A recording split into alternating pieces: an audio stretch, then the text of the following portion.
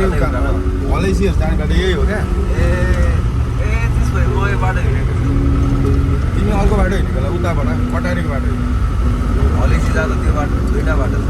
काठमाडौँबाट आयो कि कहाँबाट? तराईबाट आएको यहीबाट आएको। यही बाटो हो। यही बाटो।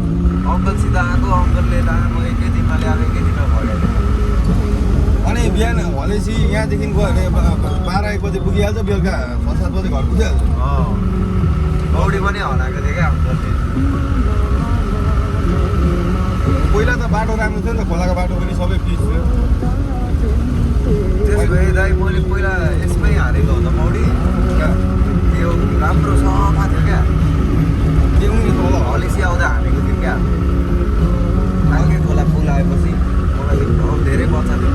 त्यो त उतै होला, त्यो उदयपुर र उसको बोर्डरमा।